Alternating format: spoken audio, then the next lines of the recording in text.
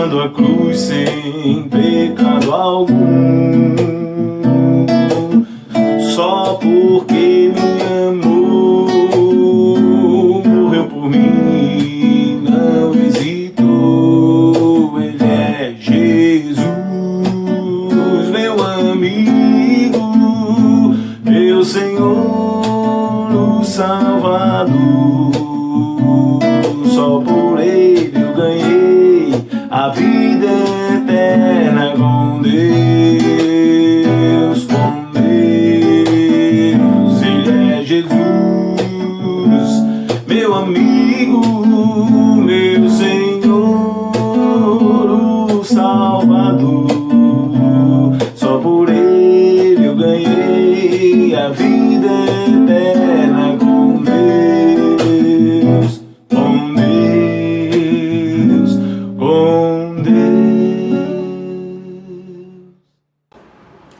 Que a graça e a paz do nosso Senhor Jesus Cristo seja com cada um dos irmãos. Estamos aqui reunidos, unidos, em um diferente ambiente, mas na certeza que o nosso Senhor Jesus Cristo está aqui conosco, porque temos a certeza de que onde estiverem 2 ou 3 reunidos em seu nome, ali Ele estaria. Então convido aos irmãos que, independentemente da geografia e do lugar, estejamos unidos em adoração, em espírito e em verdade. Então convido a cada um de vocês, amigos e irmãos, a participarem deste culto matinal da Igreja Batista em São Martim, na certeza de que o Senhor da história está no controle de tudo.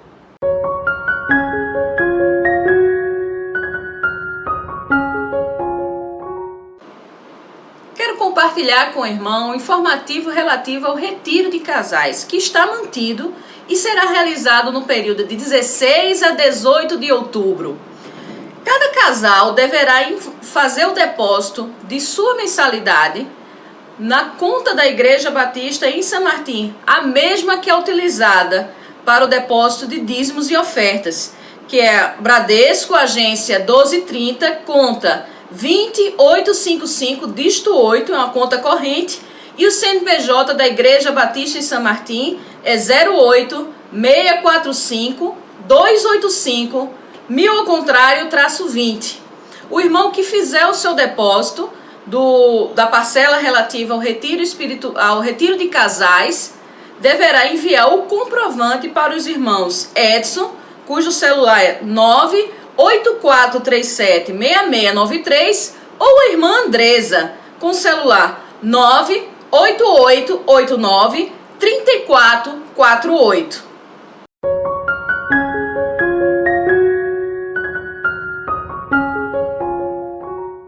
A pastoral deste domingo foi escrita pelo pastor Marlisson Rego, e cujo título é Alegria na Monotonia. Após 2 semanas de quarentena, na luta contra a propagação do Covid-19 e de certa monotonia desesperadora para alguns, me encontro pensando na alegria que eu sentia em ações monótonas. Descer por um escorregão e subir de novo, girar numa roda gigante ou fazer um circuito de bicicleta até a escola e voltar para casa. Em casa, jogos como dama, ludo, firo, baralho, o famoso nome-lugar, onde a letra sorteada passava a ser essa inicial obrigatória das palavras.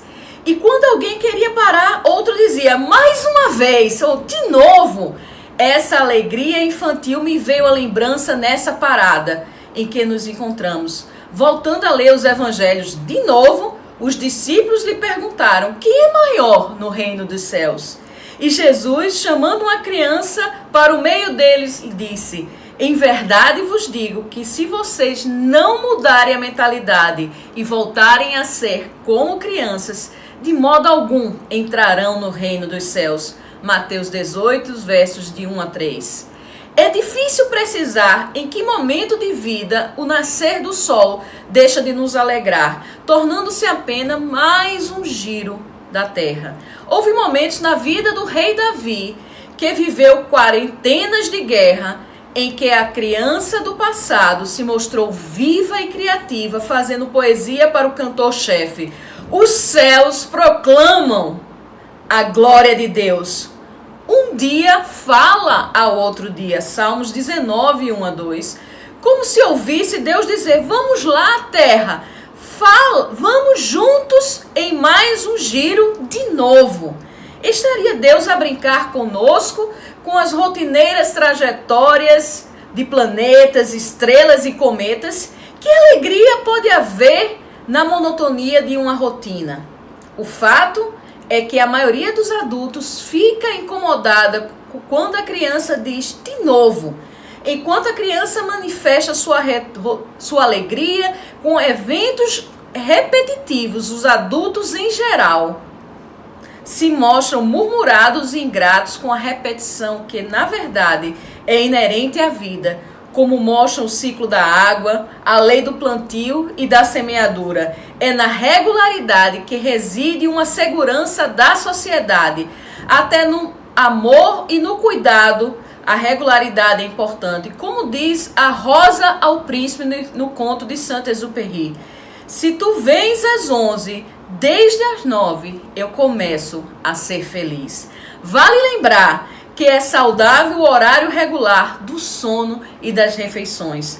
Sugiro que façamos dessa quarentena um período de busca em cada um de nós, da criança que ficou esquecida em algum lugar ou momento de nossa vida, quando passamos a nos comportar como torres de repetição de murmurações típicas da vida adulta. Porque repetir o que é bom e saudável não deveria aborrecer nem cansar ninguém. E creio que Jesus de Nazaré queria ensinar isto aos seus discípulos, quando o mestre disse que o reino de Deus está entre vós. Lucas 17, 21. Certamente não se referia aos murmuradores, que vivem reclamando de tudo, inclusive do que é bom e saudável. O apóstolo Paulo, Rabino Saulo, dizia que tudo se fez novo, inclusive a rotina de estudos. Depois que Jesus passou a participar de sua rotina de vida, a lei não era a mesma. Descobriu que o amor põe a vida na rotina e a alegria na monotonia. Que Deus nos abençoe. Convido você a abrir a sua Bíblia ou acessar no seu equipamento, ou aqueles que estão acompanhando pela nossa ordem de culto. Convido a todos para fazermos juntos a leitura bíblica que se encontra em Salmo, capítulo 72, versos 18 e 19. Leiamos todos juntos? Bendito seja o Senhor Deus, o Deus de Israel, que só Ele faz maravilhas. E bendito seja para sempre o seu nome glorioso. E encha-se toda a terra da sua glória. Amém e amém.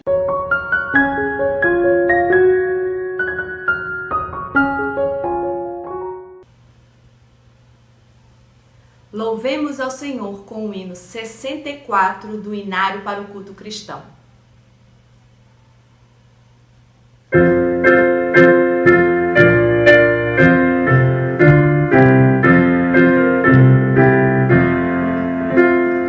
Salvador, nós te adoramos, proclamamos teu amor.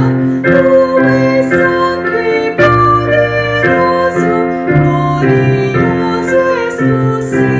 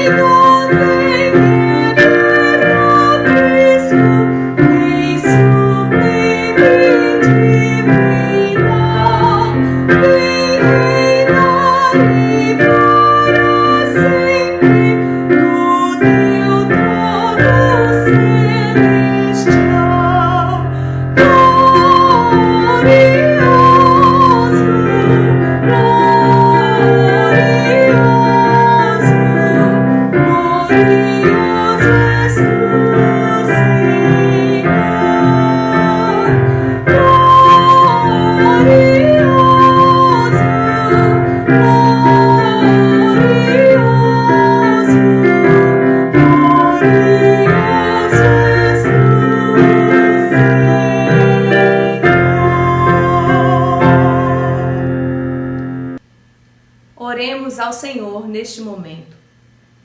Senhor Deus, nós te agradecemos e te louvamos, te adoramos, porque tu és Senhor, porque tu és Rei, porque tu dominas sobre tudo e sobre todos. Te agradecemos porque acima desta nação está o Senhor. E assim nós confiamos que tudo está sob o seu controle. Te agradecemos, te louvamos por tudo que tu és, por tudo que tens feito em nossas vidas e por tudo que ainda farás, e principalmente pela salvação que o Senhor tem dado a toda a humanidade, a todo aquele que quiser, pode estar contigo eternamente. Te agradecemos, Pai, por tudo e te louvamos em nome de Cristo Jesus. Amém.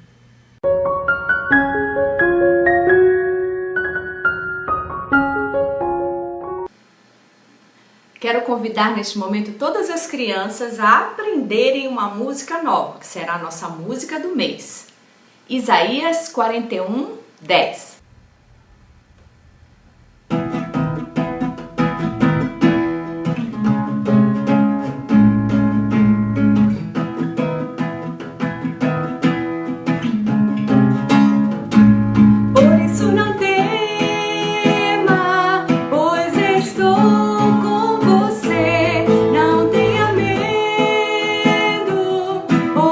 Sou o seu Deus, por isso não temas.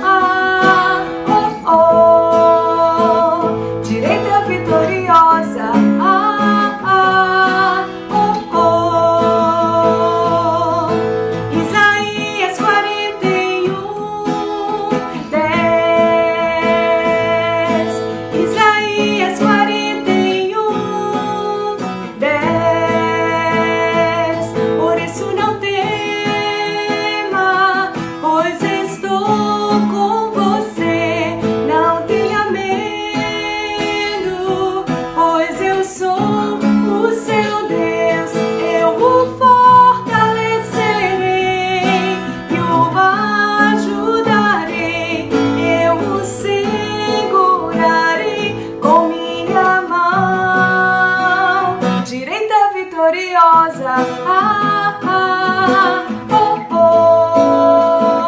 Direita vitoriosa.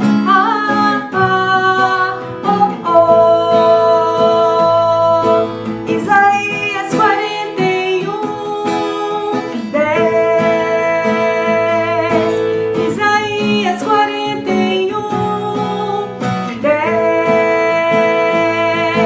Isaías 41:10.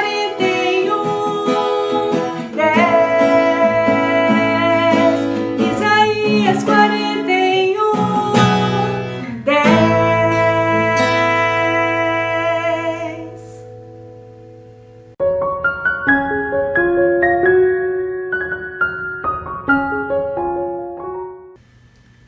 Este é o nosso momento de oração. E assim, aonde você estiver, você pode se conectar com Deus, você pode orar durante a semana por esses pedidos, por esses motivos também de gratidão. E neste momento eu quero convidar a todos para que leiamos juntos o texto bíblico de Salmos 143, versículo 1. Leiamos. O Senhor ouve a minha oração, inclina os ouvidos às minhas súplicas. Escuta-me segundo a tua verdade e segundo a tua justiça. Bom dia a todos, meus irmãos. Graça e paz. Mesmo nesse momento de dificuldade que estamos passando, vamos louvar e engrandecer. Agradecer ao nosso Deus pela vida daqueles que estão completando mais um ano de vida e esses nossos casais que também estão complementando mais um ano de matrimônio. Oremos. Senhor nosso Deus, nosso Pai, queria te agradecer, Senhor, por mais uma vez podemos louvar e agradecer teu santo nome, Senhor. Queremos te agradecer pela vida de cada aniversariante de nossa igreja, Senhor, que mesmo nesse momento de dificuldade possamos celebrar a vida a qual tu está nos dando. E que cada um possa, mesmo no seu lar, se sentir abraçado, Senhor, não só por nós, mas por Ti, e que possamos celebrar esse momento que Tu estás nos dando.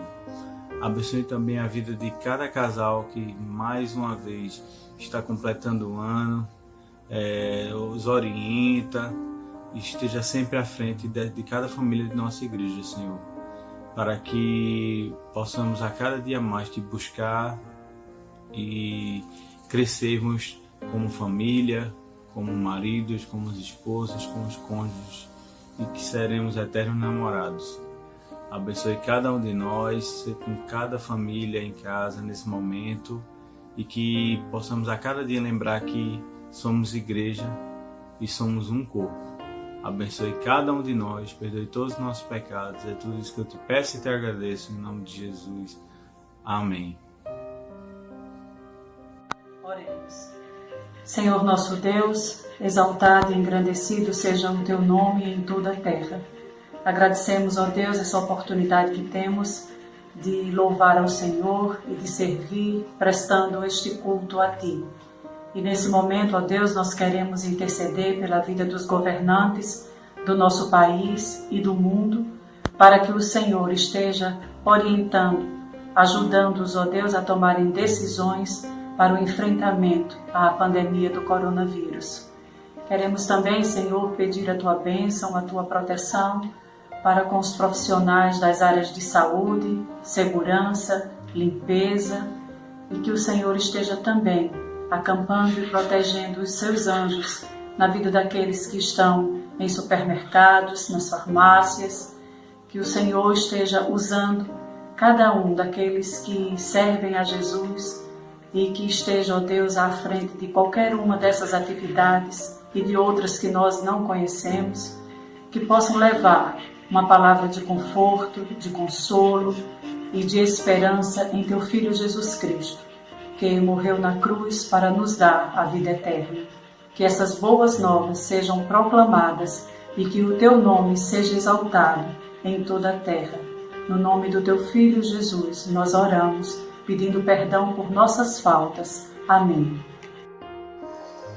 Pai querido, Deus bendito, nós queremos te agradecer, Senhor, pelo Teu cuidado, pelo Teu amor, pelo teu carinho para conosco, Senhor. E neste momento queremos te pedir, ó Deus, em favor dos enfermos, dos que se encontram hospitalizados, Pai, naquelas UTIs, clamando, ó Deus, no seu interior pela tua presença, Pai. Jesus, visita cada um deles, Senhor. Tu conheces e sonda o coração de cada um deles. Ele espera a tua visita, ó Deus, uma visita importante, ó Deus, e uma visita mais esperada é a tua, Jesus. Entra com teu poder ali, ó Pai, e cura em nome de Jesus. Também te pedimos pelas pessoas que se encontram isoladas, ó Deus, em tratamento por conta dessa enfermidade. Dá a ela também, ó Deus, a cura, meu Pai. Em nome de Jesus, purifica essas vidas, ó Deus, pelo sangue de Jesus. Te peço também, ó Deus, em favor daqueles que se encontram em quarentena, se resguardando, ó Pai, que haja serenidade e calma no coração de cada uma delas. Deus bendito, abençoa a nossa nação, nosso estado, nossa cidade, ó Deus, o país, os países afora, ó Pai, que sofrem, ó Deus, com essa enfermidade, essas vidas que sofrem, ó Deus, enfermidade emocional por conta das dores e aflições que têm passado pela perda de seus familiares e por conta da situação também, meu Pai. Jesus, entra com providência nessa causa, Pai. Sabemos que nada foge do teu controle. Tudo isso é permissão tua, mas te pedimos em nome de Jesus, Pai, que tu dês entendimento aos homens para que possam encontrar uma solução, Deus, para essa enfermidade. E que também, ó Deus, entendamos que a ciência não vem dos homens. A sabedoria também não vem dos homens, ó Deus, mas unicamente de ti. Te peço, ó Deus, que tu mudes, ó Deus, o curso dessa situação, entrando com providência, ó Deus, trazendo renovo, trazendo transformação e trazendo cura, Pai, em nome de Jesus. Nos ajuda a ser cada vez mais fiéis a Ti, buscar em Ti e nunca perder a confiança, Deus. Que possamos levar aqueles que estão, Deus, desanimados, levar a esperança, Deus, aqueles que estão tristes, levar a confiança e a fé em Ti, que Tu vais resolver no Teu tempo, Pai. Essa é a nossa oração, em nome do Teu Filho Jesus querido, hoje e sempre. Amém.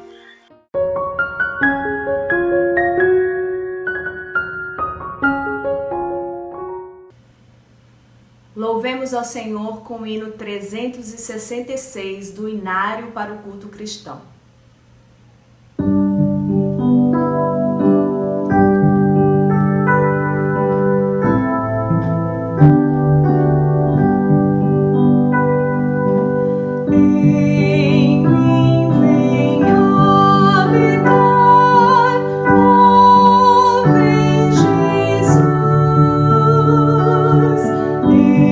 Em mim fazer brilhar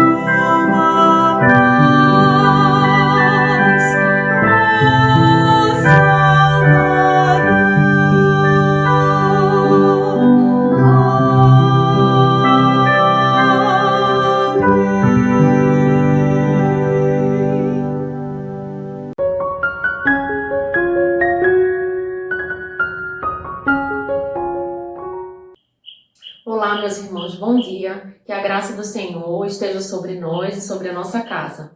Eu estou aqui para transmitir um recado muito importante para todos os irmãos da nossa igreja. Nós estamos vivendo um contexto atípico, um contexto em que todos nós precisamos nos adaptar de alguma maneira. Mas tudo o que está acontecendo não pode fazer com que a Igreja do Senhor perca o foco em anunciar e em cumprir a grande comissão. Nós estamos em plena campanha de missões mundiais. O tema Transforme o Mundo com a Alegria de Jesus. Esse tema é um grande desafio para os nossos dias. Talvez vocês possam me perguntar como podemos transformar o mundo com a alegria de Jesus se estamos tão restritos e limitados dentro das nossas casas. Mas eu quero lhe lembrar que nós estamos limitados, nós estamos restritos, mas a palavra de Deus é viva e eficaz e ela é livre para alcançar o seu objetivo.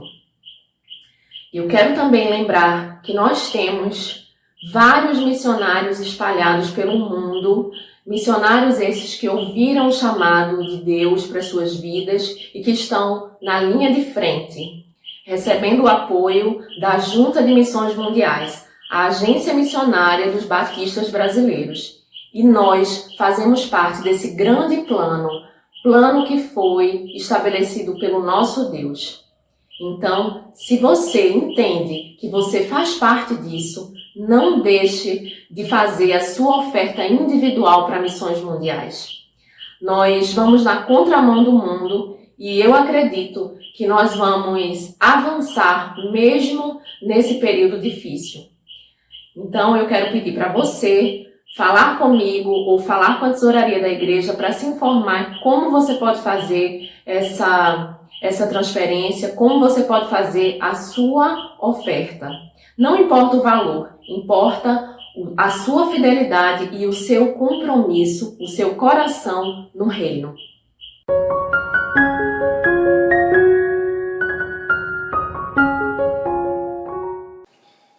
Muito bem, crianças, agora vamos todos cantar Filipenses 4:4 com muita alegria. Levantem, vamos cantar para aquele que nos deu alegria eterna.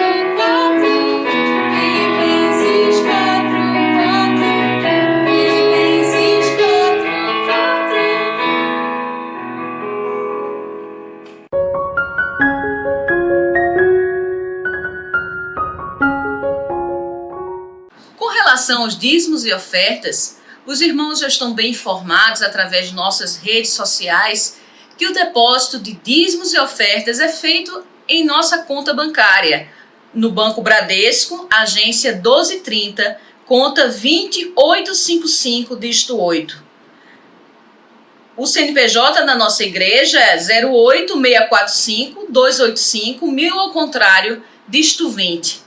Esse momento é um momento muito especial para os irmãos e congregados de nossa igreja que têm a certeza e a confiança que o Senhor recompensará a cada um deles pelas suas orações e pelas suas contribuições no sustento dessa causa. A Bíblia certamente nos orienta que cada um contribua segundo o propôs no seu coração, não com tristeza ou por necessidade, porque Deus ama ao que dá com alegria. Então, a todos aqueles que contribuíram, nós vamos agradecer pelos dízimos e ofertas que foram depositados pelos irmãos em nossa conta. Senhor, nosso Deus, nosso Pai, nós te agradecemos neste momento, Senhor, pelos dízimos e ofertas que foram entregues pelos teus servos, Senhor. Nós sabemos, Senhor, que tu não precisas de nós para nada, mas nós temos a certeza que tu queres que nós possamos contribuir com as nossas orações, com as nossas palavras, com as nossas contribuições para o sustento da tua causa, Senhor. Abençoa, Senhor, todos os depósitos efetuados para que nós tenhamos sabedoria em sua utilização, Senhor. E nós te rogamos, Senhor, que tu sejas nesse momento com aqueles que estão desempregados, por aqueles que estão passando por dificuldades por conta do isolamento social causado pelo Covid-19, Senhor. Pai amado, que tu sustente a cada um dos teus servos nestes momentos de dificuldade, na certeza, Senhor, que tu jamais os abandonarás, Senhor. Nós te rogamos também que tu sustentes a Igreja Batista em São Martim, a tua agência nesta localidade, Senhor. Nós confiamos em ti e nós dedicamos a ti as nossas vidas, os nossos dízimos e nossas ofertas. E é o que fazemos em nome de Jesus. Amém.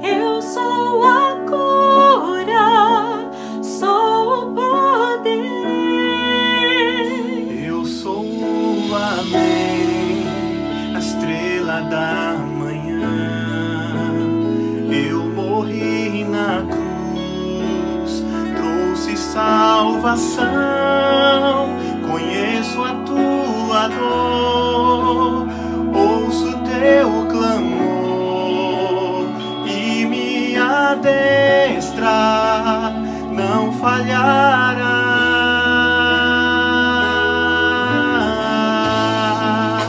Não há o que temer, contigo eu estou. Não te assombres, porque eu sou o teu Deus. Te fortalecerei, te sustentarei com minha mão. Eu serei fiel.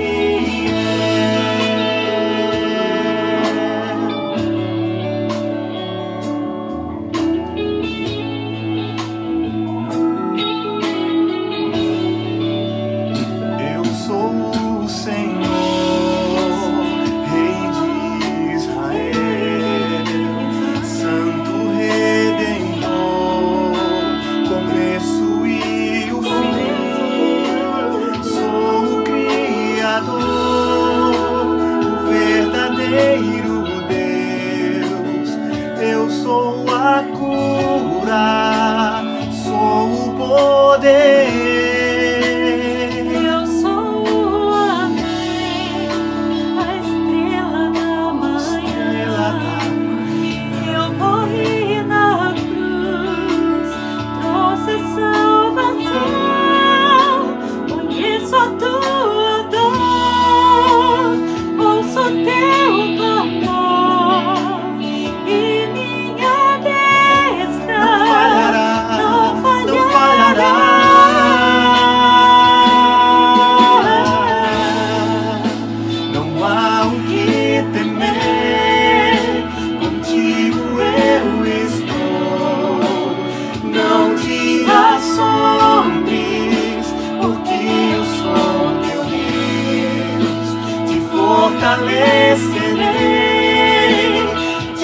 sustentarei com minha mão, eu serei fiel.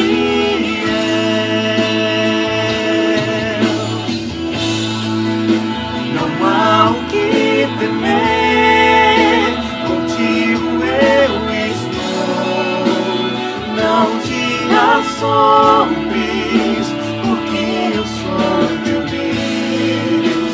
Te fortalecerei, te sustentarei com minha mão, eu serei fiel.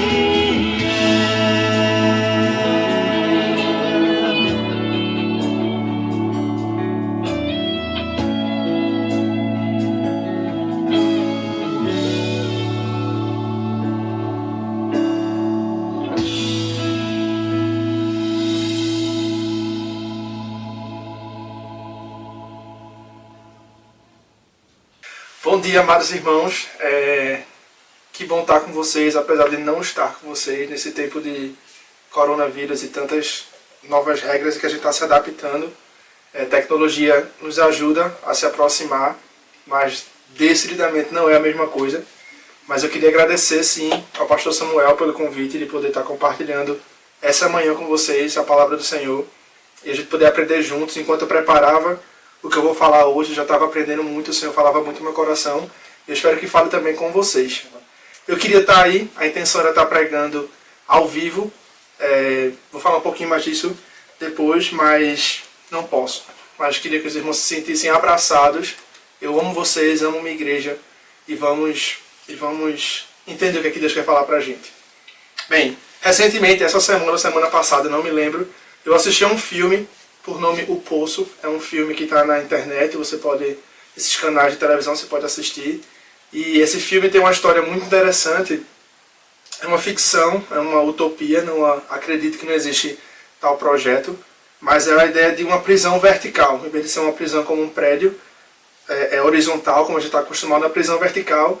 E a ideia é que os prisioneiros dos setores mais baixos, eles vão se alimentando do que as pessoas dos setores mais altos, dos níveis mais altos, vão deixando para elas.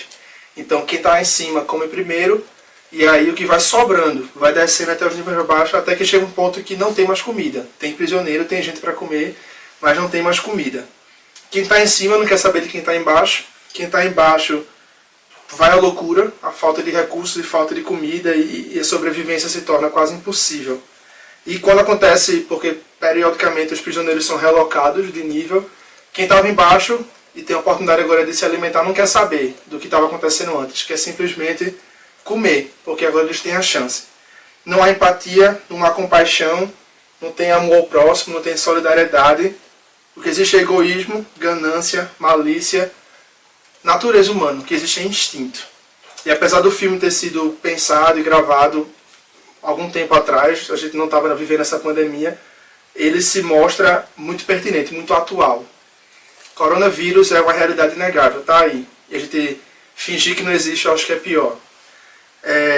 A minha intenção era estar no Brasil. Os irmãos que não sabem, eu estaria viajando domingo passado, estaria pousando, saindo daqui onde eu estou. Na segunda-feira estaria pousando em Recife, passando 2 semanas. Dentre os eventos e razões para qual eu estava indo era um casamento de um amigo meu, que teve que ser cancelado por causa dessas novas condições.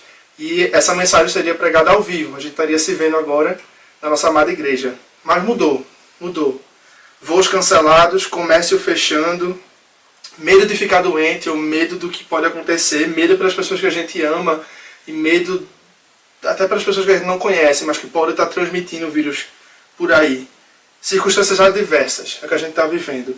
Falta de informação, apesar do excesso de informação que a gente vê aí, tantos grupos de mensagem, tantos internet e televisão e Facebook e WhatsApp, tanta coisa acontecendo, mas ainda assim a gente não sabe no que acreditar, no que é verdade e o que não é. E dentro de todas as informações falsas, que faz a gente ficar mais nervoso, ou menos preocupado, ou não saber como agir. A gente vê histeria, muita gente achando que é o fim do mundo, que tudo vai acabar. A gente vê medo do que pode acontecer, do que está acontecendo, do que já aconteceu. A gente vê indiferença, pessoas que não entendem o quão perigoso pode ser essa realidade que a gente está vivendo. Tudo isso gera briga, gera separação. Viver em isolamento já é difícil, pelo menos para mim tem sido um desafio tremendo. Mas nisso eu vejo que em tempos extremos, nessas circunstâncias extremas e únicas que a gente está vivendo, a natureza humana é revelada de maneira tão precisa. A gente vê alguns comerciantes explorando preços altíssimos de produtos que eram tão baratos. A gente vê gente que compra sem pensar no próximo. Gente que não entende que o outro também tem necessidade, só quer pensar em si. E somada tudo a isso, como se já não bastasse, preocupações diárias, contas que continuam chegando, problemas para resolver, decisões para tomar, consequências das decisões que tomamos, para a gente poder arcar, relacionamentos e escolhas e tudo isso continua acontecendo. As circunstâncias parecem só sobrecarregar. E você pode perguntar, por que está acontecendo tudo isso comigo? Será que Deus não está entendendo, está vendo que já deu, já está demais? Eu queria convidá-la essa manhã a abrir a sua Bíblia, espero que você esteja com ela aí na sua frente, no livro de 1 Reis, lá no Antigo Testamento, mais ou menos na primeira parte ali da Bíblia, no capítulo 17. E antes de mergulharmos nesse texto, a gente poder entender precisamente o que é que aquela seção do livro nos ensina, eu queria dar um contexto maior. Eu acredito muito que quando você entende o propósito do livro como um todo e dos autores e tudo, você pode entender melhor o que é que aquela passagem, aquele versículo, aquele parágrafo pode estar ensinando a gente. Bom, os dois livros de Reis que a gente conhece hoje, 1º e 2º Reis, na verdade era um livro só, o livro de Reis. E ele foi escrito, a gente não sabe exatamente o autor, mas alguns atribuem a Jeremias, outras pessoas, eu não sei, não preciso entrar agora, mas ele cobre um período de 410 anos de história do povo de Israel. E eu queria muito falar sobre um livro que trata do povo, porque eu queria pensar a gente não só como indivíduos, mas também como povo de Deus, como que a gente se posiciona hoje, mas também para a vida da gente, com ou sem crise, pandemia e tudo mais. O livro vai desde a morte de Davi, famoso rei Davi, até um outro rei que sobe ao poder e mostra vários reis nesse período de 410 anos. É muito tempo, muita coisa acontece.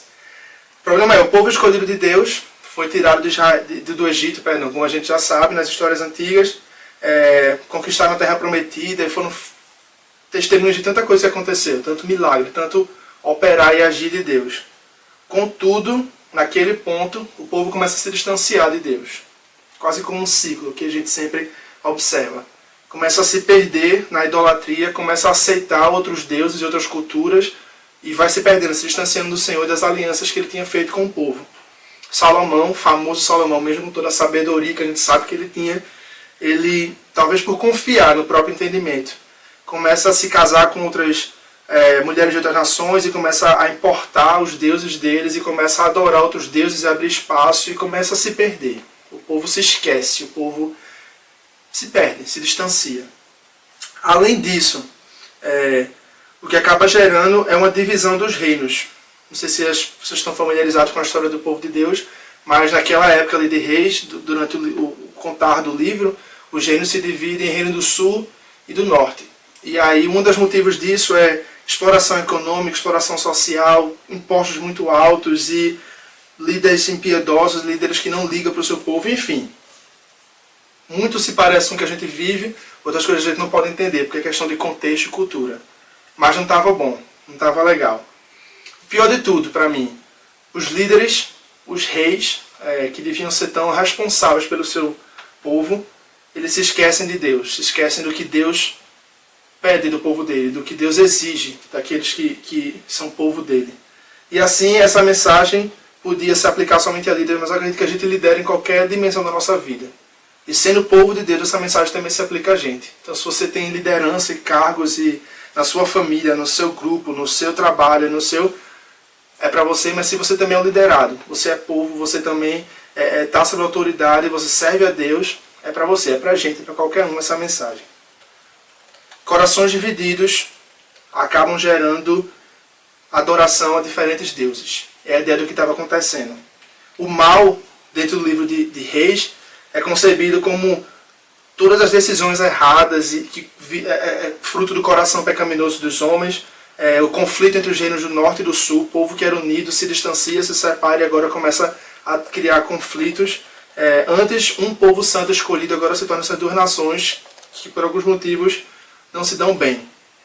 A maldade se encontra também no adorar outros deuses. O coração começa a produzir ídolos. E antes que você queira se distanciar dessa história, porque nós hoje em dia não necessariamente adoramos outras imagens ou deuses de outras culturas, uma vez eu ouvi uma frase no livro Ídolos do Coração que diz que o coração humano é a fábrica de ídolos. De alguma maneira, em alguma escala, em algum nível, a gente tende a tirar o foco da nossa adoração de Deus e colocar em algum outro objeto, alguma outra pessoa, algum outro objetivo, algum outro bem, eu não sei, você sabe, o seu coração, eu posso falar do meu. Aquilo que ocupa o lugar de adoração no nosso coração, se torna nosso ídolo. A gente dedica tanto tempo e esforço para obter ou para manter esse objeto. E em meio a esse cenário caótico, de uma certa maneira, de homens que mudaram o seu agir com Deus, a gente vê um Deus que não muda, um Deus que é fiel. E a ideia do livro de Reis, dos 2 livros, mas quando também foi escrito como um livro, era lembrar para gerações futuras, depois, quando fossem ler a história do povo, de que Deus permaneceu fiel. E Ele permaneceu fiel à sua promessa e a Ele mesmo, no decorrer da história, apesar dos homens. E que a infidelidade tinha que ser punida. Mas também a graça de Deus, a misericórdia ia ser vista para cumprir o plano de Deus. Diante de tudo isso, podemos entender que enquanto a desobediência a Deus ela leva a divisão, a queda, a morte, a obediência, pelo contrário, sempre gerou vida. Porque a gente muda, desespera, tem medo, não sabe, é pequeno. Mas Ele não. Independente das nossas circunstâncias. E os planos dele sempre se cumprem. Porque Ele é um Deus imutável, poderoso, soberano. Queria que você entendesse essa manhã, e essa vai ser uma frase que a gente vai martelar nela um pouquinho, que, estando no centro da vontade de Deus, nossas circunstâncias estão sempre certas. Vou repetir só mais uma vez. Estando no centro da vontade de Deus, as nossas circunstâncias, o que a gente está vivendo, estão sempre certas. Calma, eu sei que pode parecer, mas você não sabe o que eu estou vivendo, você não está na minha pele, ou você não... Eu sei que muitas dúvidas vão ser geradas, mas vamos mergulhar nessa passagem, vamos entender mais sobre isso. Se você puder abrir a sua Bíblia, 1 Reis, a gente vai ler capítulo 17, a gente vai ler o capítulo todo, mas vamos quebrar em partes para a gente poder entender melhor cada uma delas. Eu vou ler os primeiros versículos, acompanha comigo. 1 Reis, capítulo 17. Ora, Elias de Tisbe, em Gileade, disse a Acabe: Juro pelo nome do Senhor, o Deus de Israel, a quem eu sirvo, que não cairá orvalho nem chuva nos anos seguintes, exceto mediante a minha palavra.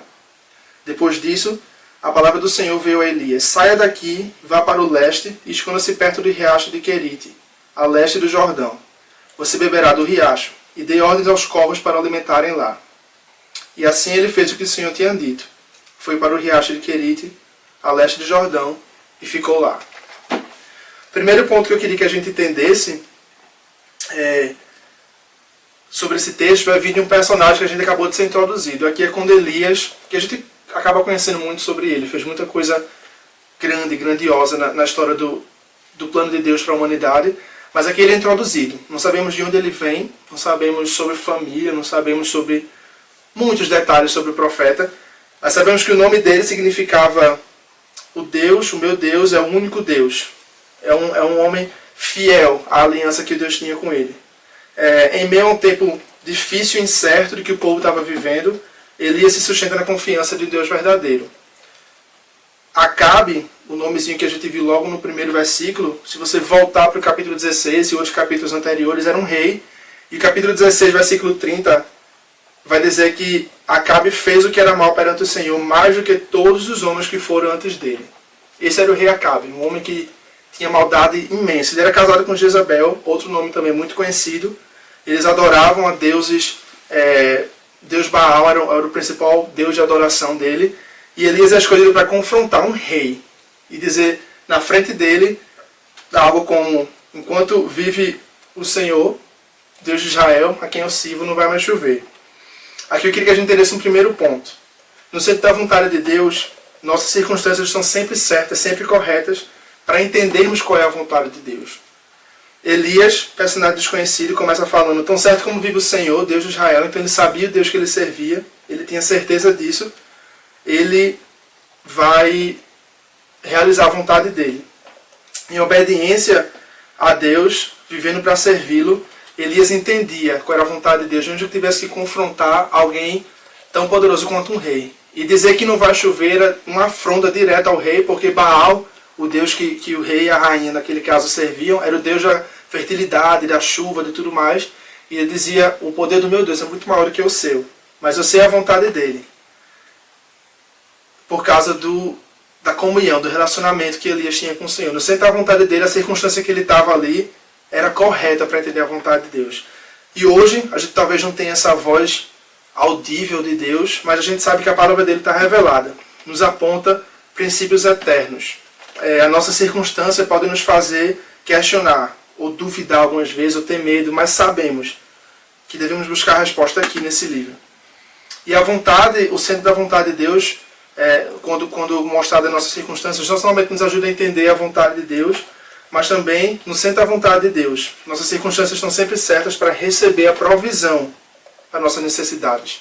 Queria que a gente lesse um pouquinho mais adiante o versículo 6, quando ele diz, o capítulo 17, versículo 6 vai dizer: os corvos lhe traziam pão e carne de manhã e de tarde, e ele bebia água do riacho. Não são somente as vontades, ou os sonhos, ou necessariamente os nossos desejos sobre o que a gente quer ter. Mas no centro da vontade de Deus, nossas circunstâncias estão sempre certas para receber a provisão do que a gente precisa para a nossa vida. Era desconhecido, Elias ele recebeu, depois de ter confrontado o rei, tendo que sair, Deus o manda para um local e diz, vai lá, e confia no que eu vou dizer. É como que Deus não revelou o trajeto todo, Deus revelou a Elias o próximo passo. Ele disse, lá você vai provar da minha provisão, vai ver que eu supro as suas necessidades. Nas circunstâncias adversas, Elias pôde provar de um Deus que dá o que ele precisava para viver, pela fé e na confiança. E aí você pode pensar, então essa recompensa de estar na vontade de Deus, enquanto o rei desobediente, mau e impiedoso estava num palácio comendo tudo que precisava e queria, o profeta do Senhor, que está no centro da vontade dele, vai para o deserto, para o meio do nada, e vai receber pão dos corvos. E qual a recompensa disso? Elias sabia que a recompensa dele era eterna. Elias sabia que as circunstâncias deles, apesar de tão diferente da do rei, fez provar de uma comunhão com Deus que talvez o rei nunca pudesse na vida ter experimentado. Ali, no centro da vontade de Deus, as circunstâncias de Elias estavam corretas para ele presenciar, para ele provar, para ele experimentar do agir de Deus de uma maneira tão incrível. Foi, pois, como ele tinha feito, ele foi ao deserto e os corvos lhe traziam pão e carne, de manhã e de tarde, e ele bebia água do deserto. E eu acredito que hoje a gente também pode ser como aqueles corvos na vida de outras pessoas, dividindo o fardo, ajudando a quem precisa, tendo compaixão, empatia, principalmente em tempos que a gente está vivendo agora, saindo da zona de conforto e sendo um instrumento nas mãos do Criador para as circunstâncias do meu irmão, o meu vizinho, quem está do meu lado, para que essas circunstâncias sejam certas para o agir de Deus na vida deles também. Circunstâncias sempre certas, mesmo que difíceis, mesmo que a gente não entenda, que ajudam a entender a vontade de Deus, que fazem confirmar a provisão de Deus, e não somente isso.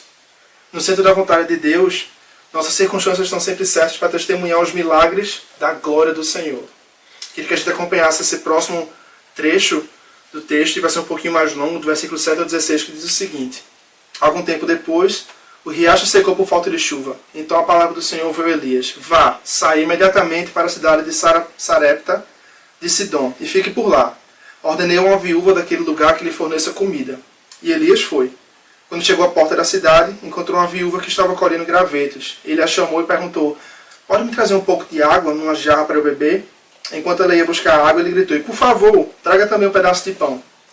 Mas ela respondeu: eu juro pelo nome do Senhor, o teu Deus, que não tenho nenhum pedaço de pão, só um punhado de farinha num jarro e um pouco de azeite numa botija. Estou colhendo os 2 gravetos para levar para casa e preparar uma refeição para mim e para o meu filho, para que a comamos e depois morramos. Então Elias disse: não tenha medo, vá para casa e faça o que disse, mas primeiro faça um pequeno bolo com o que você tem e traga para mim. Depois faça algo para você e para o seu filho. Pois assim diz o Senhor, Deus de Israel: a farinha na vasilha não vai se acabar e o azeite da botija não secará, até o dia em que o Senhor fizer chover sobre a terra. Ela foi e fez conforme Elias lhe dissera. E aconteceu que a comida durou muito tempo para Elias e para a mulher e a família, pois a farinha da vasilha não se acabou e o azeite da botija não se secou, conforme a palavra do Senhor proferida por Elias. Elias aqui é apresentado a outras circunstâncias. Novamente, Deus o direcionou a tomar outro passo, só mais um passo por fé. Ele ainda não sabia qual seria toda a trajetória dele. E ele obedece. A provisão é prometida novamente, mas dessa vez não com corvos, mas através da vida de uma viúva. E ele chega lá, e temos que entender que viúva, nesse contexto daquela época, era sinônimo de muita pobreza. Mas lá ele estava, sendo prometido que aquele seria o recurso que ele teria para sobreviver. E aí as circunstâncias que já pareciam escassas ficam ainda mais complicadas, pois a viúva revela: assim como vive o Senhor, teu Deus, eu só tenho de comer o suficiente para mim e para o meu filho. Não tenho como compartilhar com você. E agora? O que fazer? Duvidar, reclamar? Eu não sei qual seria a reação da gente. As circunstâncias pareciam favoráveis para essa reclamação, para uma atitude ruim. Mas ele age diferente. Ali as circunstâncias eram perfeitas para agir à vontade de Deus mais uma vez, e assim aconteceu. O profeta pediu um sacrifício por parte da viúva. Ele disse: vá, faça o que você estava planejando fazer, que era cozinhar o seu pão com o que você tem. Mas traga para mim primeiro, depois você vai se alimentar. Eu não sei como é que a viúva reagiu a essa... Então eu tenho que lhe alimentar primeiro para depois eu comer. Um desafio de fé para ela. Mas ela faz, pois ali as circunstâncias eram a melhor para o desenvolvimento da fé daquela mulher também. E Elias testemunha o agir de Deus através do que ele falou. Pois assim como diz o Senhor de Israel, a farinha não se acabará e o azeite da botija não faltará. Elias, que na circunstância dele já tinha entendido a discernir a vontade de Deus, ele já tinha sentido a provisão de Deus, ali ele pode testemunhar o agir de Deus, o milagre da glória. Eu não estou prometendo que ninguém que me assiste vai ter o poder de profetizar a multiplicação de alimento ou algo assim, ou que nunca vai acabar algum recurso, ou que nunca o azeite vai se encerrar. Não é isso que eu estou dizendo. Mesmo que você viva em obediência, talvez isso possa acontecer. O que eu estou dizendo é que na vontade de Deus, as nossas circunstâncias mais adversas são o palco, por assim dizer, para presenciar o agir maravilhoso e algumas vezes sobrenatural de Deus, com o propósito de cumprir a vontade dele, não a nossa. E se naquela época a palavra do Senhor se dava por meio de profetas, Hebreus 1 nos fala que hoje a vontade do Senhor fala através do seu Filho Jesus Cristo. Nos está revelado a vontade do Pai e o que Ele quer para a gente, o que a gente vai presenciar como testemunhas dele nesse livro. Mas não somente os milagres da glória. No centro da vontade de Deus, nossas circunstâncias estão sempre certas para testemunhar os milagres da graça. E eu queria que a gente lesse só o final dessa história, versículos 17 até 24. Algum tempo depois, o filho da mulher, dona da casa, ficou doente e foi piorando e finalmente parou de respirar. E a mulher reclamou a Elias: que foi que eu fiz, ó homem de Deus? Vieste me lembrar do meu pecado e matar o meu filho? Teme o seu filho, respondeu Elias. E ele o apanhou dos braços dela, levou para um quarto acima onde estava hospedado e pôs na cama. Então clamou ao Senhor: ó Senhor, meu Deus, trouxeste também desgraça sobre esta viúva com quem estou hospedado, fazendo morrer o seu filho? Então ele se deitou sobre o menino 3 vezes e clamou ao Senhor: ó Senhor, meu Deus, faze voltar a vida a este menino. O Senhor ouviu o clamor de Elias, e a vida voltou ao menino e ele viveu. Então Elias levou o menino para baixo, entregou à mãe e disse: veja, seu filho está vivo. Então a mulher disse a Elias: agora eu sei que tu és um homem de Deus, e que a palavra do Senhor vindo da tua boca é a verdade. Primeiramente, andar com o Senhor não nos torna imune a dias ruins ou a circunstâncias adversas, circunstâncias que não vão trazer necessariamente só alegria. Os dias ruins fazem parte da vida. As aflições são uma realidade tão tangível quanto a graça. A graça e a misericórdia se fazem necessárias também por causa dos dias ruins, por causa do sofrimento. A nossa reação, contudo, revela que nosso coração tem adorado. Primeiramente, a viúva age com amargura. Ela pergunta ao profeta: por que isso? Você veio aqui para me fazer sofrer? As circunstâncias delas pareciam infelizes, problemas insolucionáveis. E qual a causa desse sofrimento? Enquanto temos que entender que a vida também nos surpreende com dias ruins, precisamos ter a certeza da soberania de Deus, que Ele não é surpreendido com nada. Ele é soberano, comanda o universo, tem nossos dias escritos, como diz o Salmo 139. Aqui o profeta sabia disso e pergunta ao Senhor: por que aquele sofrimento? E mesmo aqui, a resposta de Elias aconteceu imediatamente. O profeta entendeu por que tudo estava acontecendo daquela maneira. Talvez com a gente a resposta não venha tão rápido. A gente ore e entenda de certo o porquê daquela circunstância ruim. Mas a nós não cabe confiar num Deus que já provou pra gente que nos ama, que está com a gente. Ali as circunstâncias de Elias eram corretas novamente para entender a vontade de Deus, conversar com ele, desenvolver o relacionamento dele com o Criador e agir no nome dele.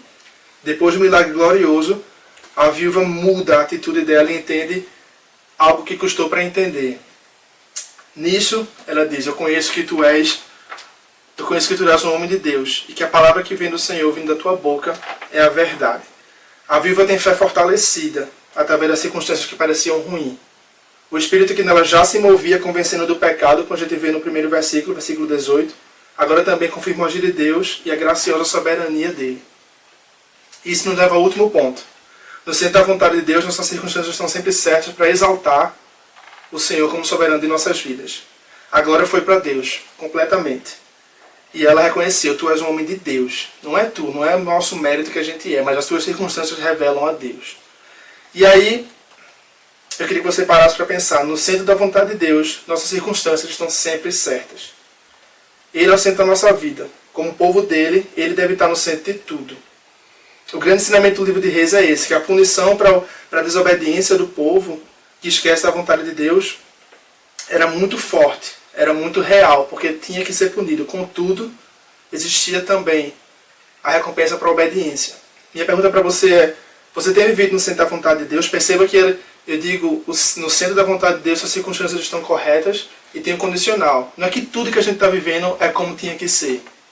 No centro da vontade de Deus, fazendo o que Ele quer, a sua circunstância é correta. Se você tem vivido uma vida de acordo com a vontade do Senhor, vivendo no centro da vontade dEle, então sim, eu queria lhe encorajar a confiar nas promessas desse Deus e confiar que elas vão se cumprir. Que Ele cuida de você, que os planos dEle são maiores que os nossos e tudo mais. Que a nossa morada não é nesse mundo corrupto, mas num lugar sem morte, choro ou pranto. Se você tem vivido no centro da vontade de Deus, quer dizer que suas circunstâncias são corretas para que você desenvolva um caráter como o de Cristo. Como Ele prometeu, não ia ser fácil, mas Ele é Emmanuel, Ele é Deus conosco. Se você tem vivido no centro da vontade de Deus, a sua circunstância é correta para que você entenda que nada vai lhe separar do amor do Pai, nem morte, angústia, altura, profundidade, nada. Se você tem vivido nas circunstâncias, na vontade de Deus, suas circunstâncias são sempre corretas para que você use-as como ferramenta para a propagação do Evangelho, toda criatura. Se você tem vivido no centro da vontade de Deus, as circunstâncias é correta para você justificar que você pertence a Cristo. A sua perseguição, se por amor ao Evangelho, lhe torna bem-aventurado. Se você tem vivido no centro da vontade de Deus, suas circunstâncias são certas para que você entenda que a sua recompensa é na glória. Não aqui, não agora, talvez. No centro da vontade de Deus, nossas circunstâncias são sempre certas. Não é o acaso que nos guia, mas um Deus santo, gracioso, fiel, amoroso. E se você tem vivido fora da vontade de Deus e por isso talvez vivendo circunstâncias adversas, horríveis, há restauração, há tempo. A restauração para o povo de Israel completa, para todos aqueles erros dos líderes e do povo, aconteceu. Mas não durante o tempo do livro em si, ou aqueles 410 anos, não. Finalmente aconteceu em Jesus Cristo, quando Ele morreu na cruz. Ali, toda a restauração do pecado e toda a mudança de vida é possível. O Espírito dele habita em nós e nos transforma diariamente, e ali sim, a restauração total, confiança de que o que vivemos hoje é para a glória dele. Em Cristo, nossas circunstâncias estão sempre certas porque Ele é nossa vida. Nele nos movemos, existimos, vivemos. Ele segura a nossa vida nas mãos dele. Se você está cansado da falta de esperança, das suas circunstâncias, como consequência da sua escolha, se você está preparado para finalmente descansar quando você vai dormir à noite, esteja no centro da vontade de Deus. Para líderes, tome as decisões de acordo com aquilo que Deus quer que você tome. Para liderados, honre a decisão do seu líder e viva uma vida de acordo com o Senhor. Porque na vontade dele, no centro da vontade dele, como o profeta Elias teve que presenciar, suas circunstâncias estão sempre certas. Para entender a vontade dele, para você sentir a provisão dele, para você presenciar milagres da glória, milagres da graça, e para trazer glória ao Senhor, autor, criador, consumador da nossa fé. Espero que essa mensagem possa encontrar morada no seu coração, que você seja desafiado a abandonar nossos ídolos, viver na vontade dele, para que entenda que nossas circunstâncias são aquelas que ele quer que a gente viva, para trazer glória para ele. É isso, um abraço e espero que a gente se veja novamente logo. Adeus.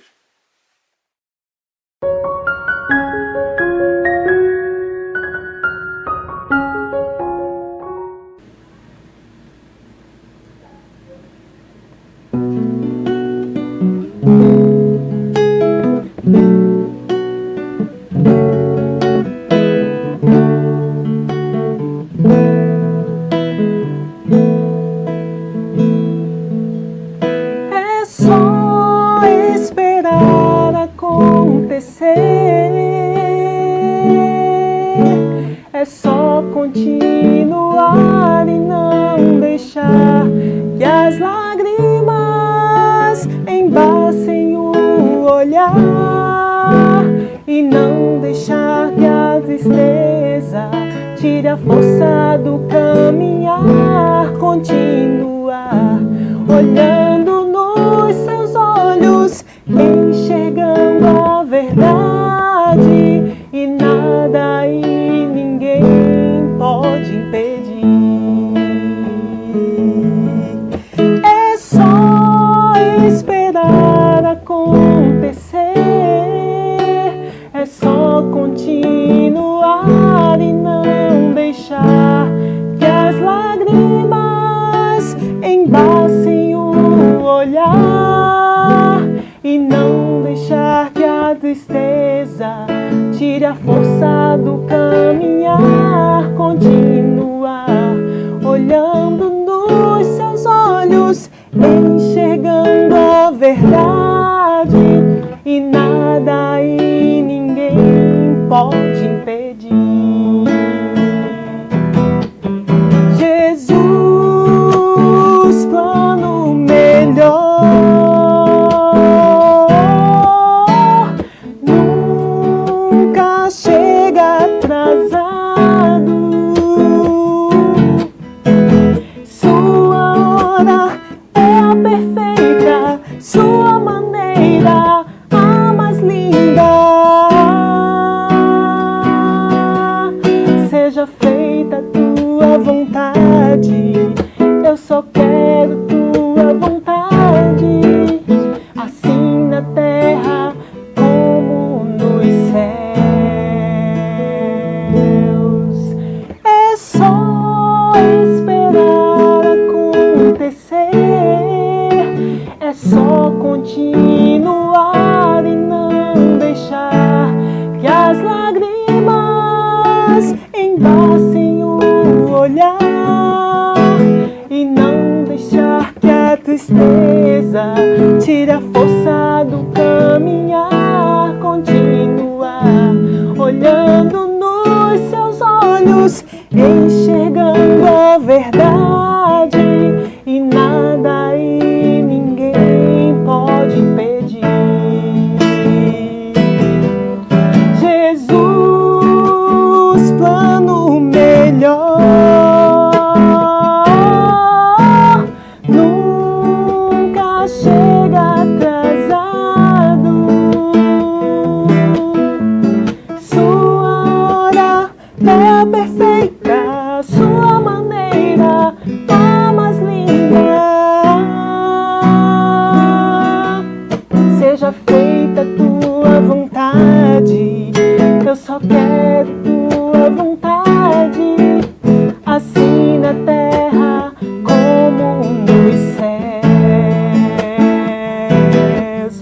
Jesus, plano melhor, nunca chega atrasado. Sua hora é a perfeita, sua maneira a mais linda. Seja feita a tua vontade, eu só quero tua vontade, assim na terra como nos céus. Seja feita a tua vontade, eu só quero tua vontade, assim na terra como nos céus, assim na terra como nos céus.